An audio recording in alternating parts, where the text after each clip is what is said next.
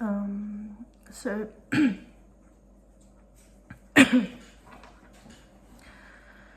so this is going to be a video on how to read the Bible, because how do we do it? It's confusing. Do we just read like from the beginning to the end? I had read the Bible before, like start to finish, maybe once or twice, maybe 2 times. And then otherwise the way I read the Bible was I would read, that doesn't make any sense. What's that talking about? What? 10-headed dragon, whatever it is. And then I'd be like, I'd read like a nice psalm or something. Oh yeah, that's nice. I'll take that. I'll give that to myself. Yeah, I like that one. Weird history, man, blah, blah, blah. Bunch of names. Oh, blessed are they. Yep, that's me. Yep. So that's kind of how I'd read the Bible. I would cherry pick. Because if you don't know how to read the Bible, that's like, how else are you going to do it? And I personally rejected the Bible for a couple years. I started becoming quite feminist and like not woke, but spiritual and open-minded. And I didn't want to be like hemmed in by this archaic religious book, and it's like sexist and all this crap.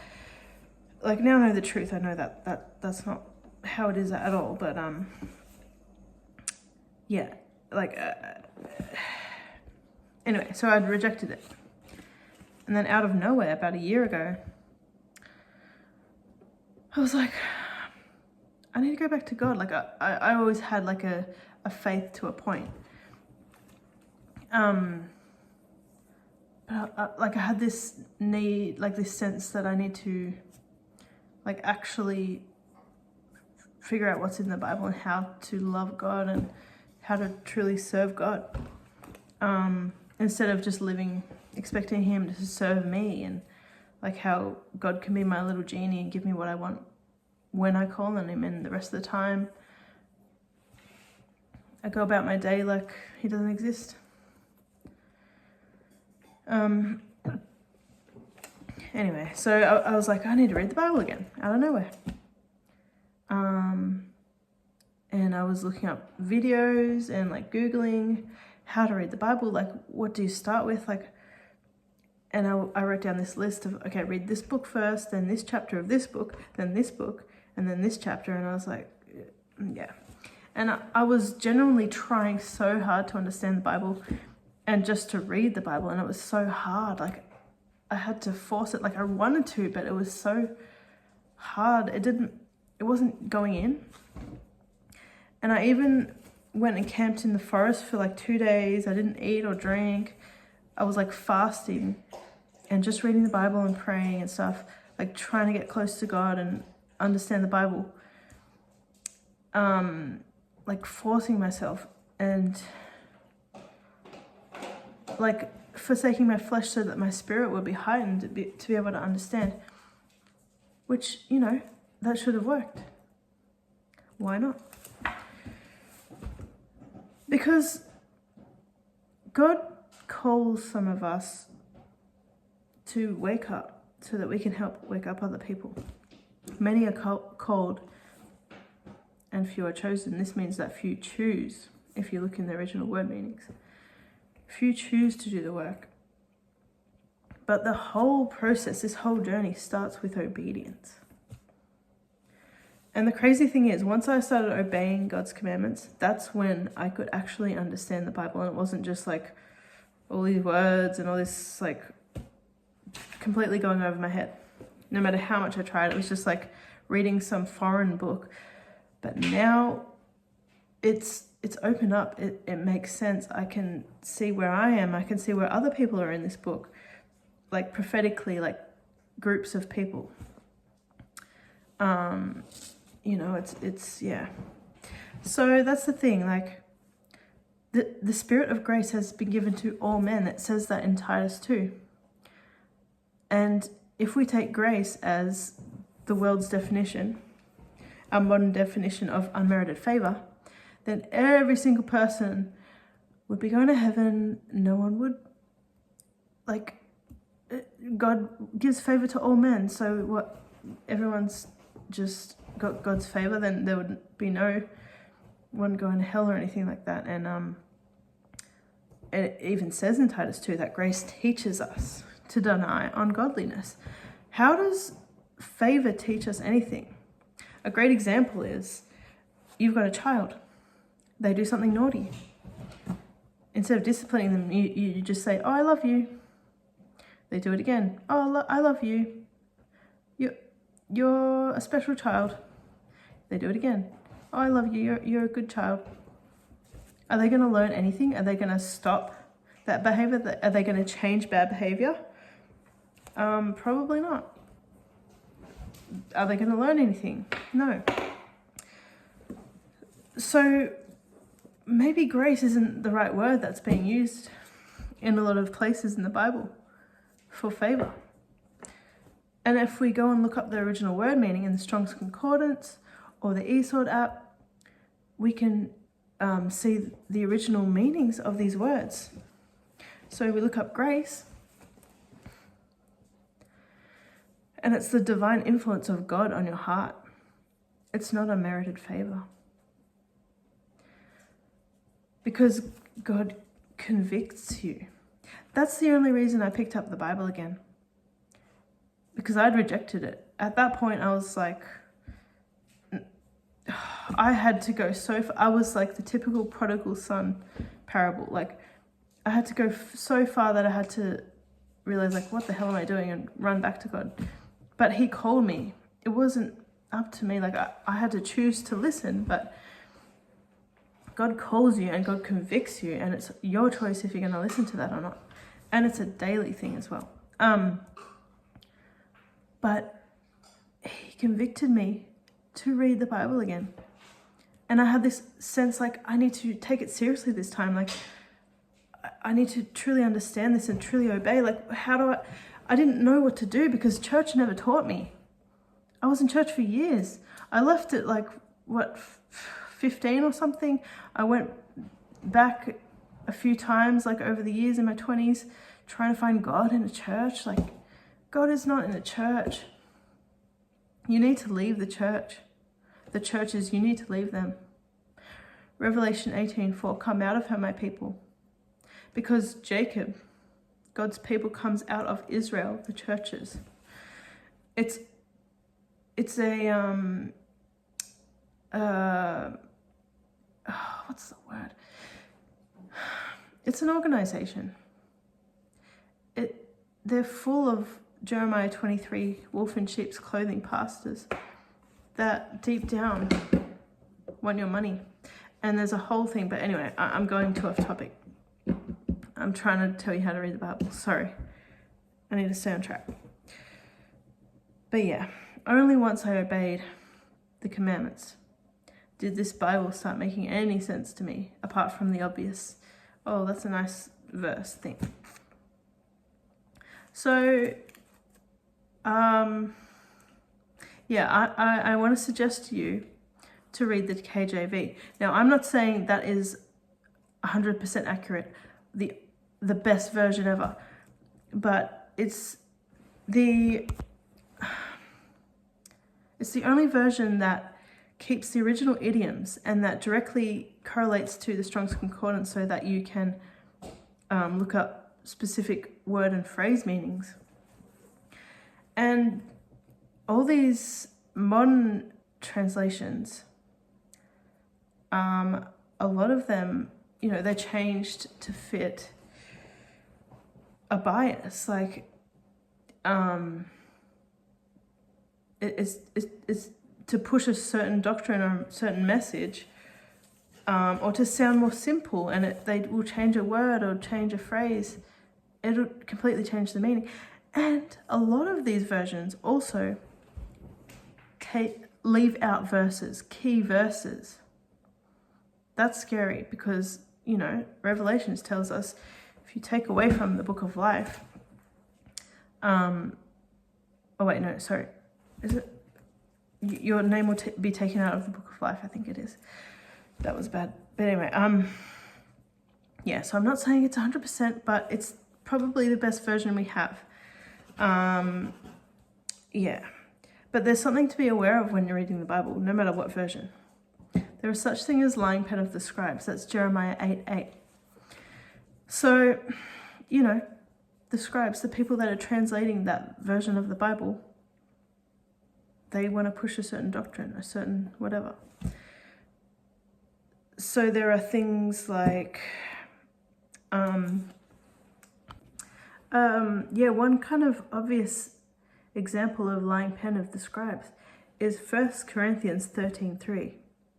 And though I bestow all my goods to feed the poor, and though I give my body to be burned, and have not charity, it profits me nothing. So they've just said, if I sell all my goods to feed the poor, if they do charity, like a charitable work, then they have not charity. And they don't have charity, it doesn't profit them. How does that make sense? It's completely contradicting itself. So let's look at the original word meaning of charity. So it's, which one is it? Oops. Basically, it means like brotherly love, agape.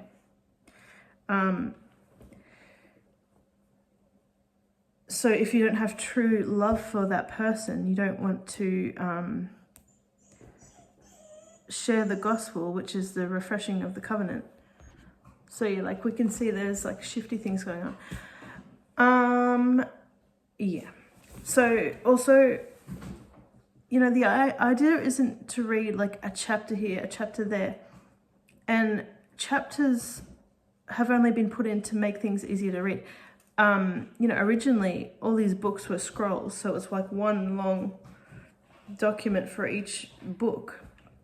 It wasn't sectioned in the way it is now. We don't read of course you can read specific chapters and specific books, but the way you read and understand prophecy, once you receive the Holy Spirit of truth by obeying the commandments, John 14:15, is you read line upon line, precept upon precept. So you link specific things together in the Bible, and it is all connected. That's Isaiah 28:10. And actually, Isaiah 28 tells us that, I'll just read it. 28 from verse 10.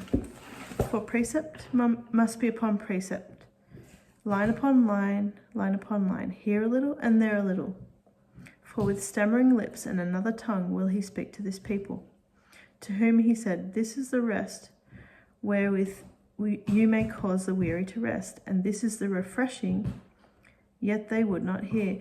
Just a side note, the refreshing is the refreshing of the covenant. It's to keep the 10 Commandments. But that's a whole other study.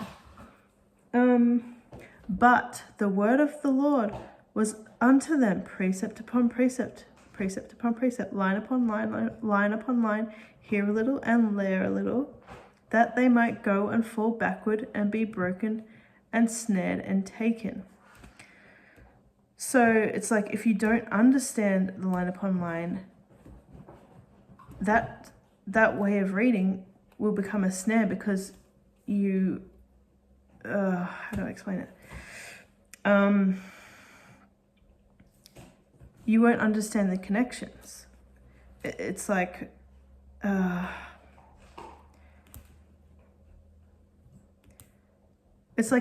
only opens up to the obedient.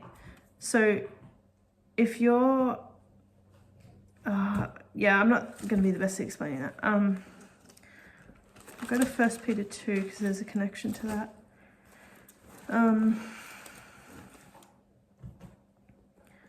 Where is it?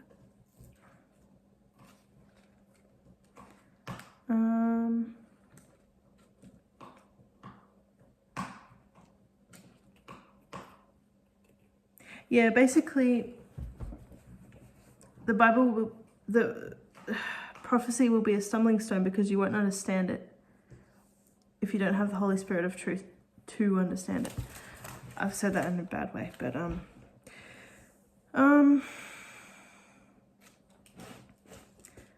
yeah, sorry, I'm not a good teacher.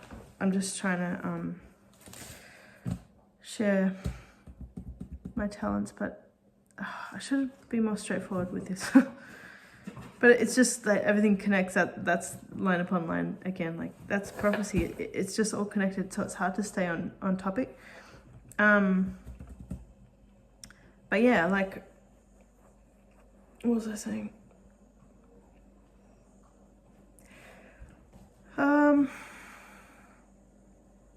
Yeah, so things like, if it says like, as it was written, then you have to go and read where it was written. And the Strong's Concordance or the eSword app are really helpful, because if you didn't have that, you would have to read, and like it'd take a long time to find if you haven't read that before in the Old Testament or in the other parts of the New Testament, wherever that other reference is. You can just look up a specific phrase or a word, and all those connections will be given to you, and you can go and read them. But yeah, like, we make connections. That's how we read. But you can only truly do that once you have the Spirit of truth. And yeah, John 14:15 to like 24 tells us that we receive this Holy Spirit of truth, the second comforter. So the comforter, yeah. Once we obey. And you know, like, what I would suggest is like where to start. Well, obviously, like, read the New Testament, and as you're going through it, where it says as it is written, as it's been said, things like that, go and find in the Old Testament where it's talking about, like what it's talking about, because it's saying that it's written somewhere before. It's not this brand new thing. The Bible is all connected.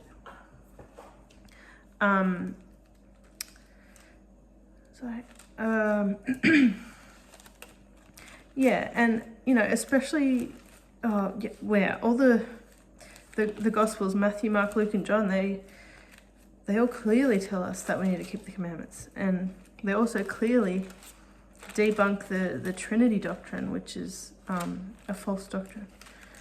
Yeah, and 1 John, you know, if anything, I don't know, maybe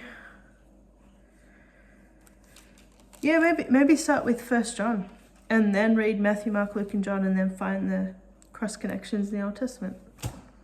I don't know, maybe I should have said that at the start and then got into the rest afterwards. But yeah, I think I've explained everything I need to.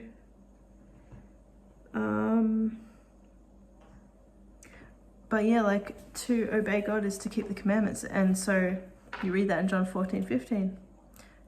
We have to figure out where the commandments are, what they are.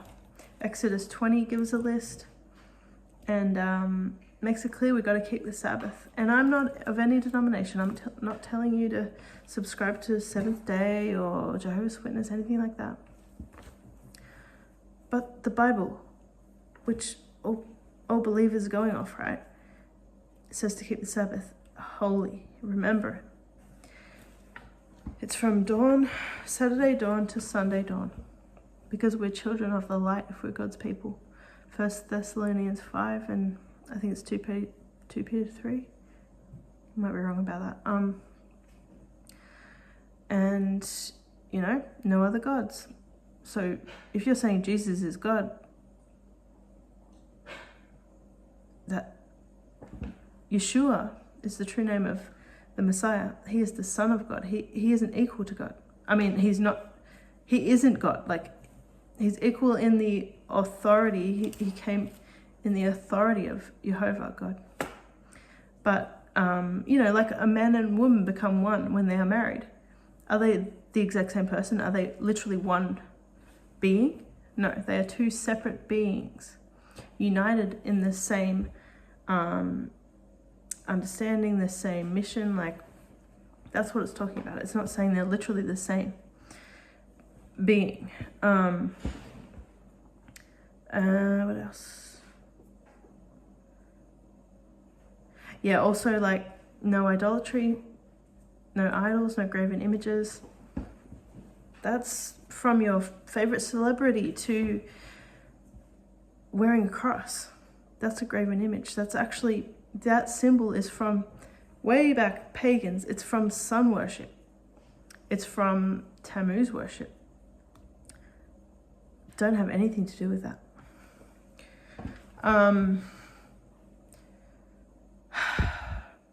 Christmas and Easter. You might have heard this before and you're going to be like, you might be defensive me saying this, but it's true. These holidays have pagan origins. They are from winter and spring solstice celebrations, fertility celebrations that include child sacrifice and, you know, to put it simply, worshipping other gods. And you can't mix the holy and profane. You can't, and this is what happened in the early Christian church. Constantine wanted to bring in like the heathens into the church. So he was like, oh, we'll keep the same holidays, but we'll Christianize them. So now the winter solstice is Christmas, and now it's about the birth of the Messiah. But it's all from that original holiday, which has nothing to do with the Messiah. And, you know, if anything, we're not told to keep these holidays. We're not told to celebrate the birth of Yeshua or the resurrection. And if you wanted to keep a feast for the Lord, you would keep the biblical feast, wouldn't you? So you go read in the Bible what the feasts are. But we are in spiritual captivity. We are not in the time where we can keep those feasts. We are not in Jerusalem, where Jehovah will put his name in the restored time.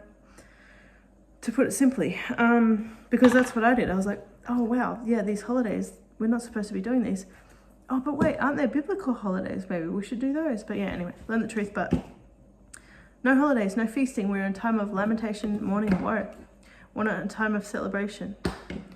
The world is about to end. And yes, I know, they've said that for whatever.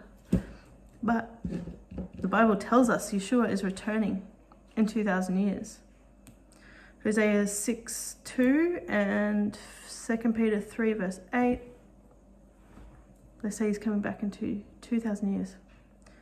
And it's been about that long since he was killed. So learn how to watch so that the day of the Lord doesn't come like a thief in the night. And you can learn all about how to do that on SpiritofTruth.Remnant. There are videos, documents. You can gather daily with us for Bible studies to be able to understand prophecy. Because otherwise you are blind and it's going to come like a thief in the night. Watching doesn't mean looking at the stars. There is a way to do this, and that will be explained. I'm not going to do it in this video because that's a whole other thing, but please visit the website, and thank you for watching.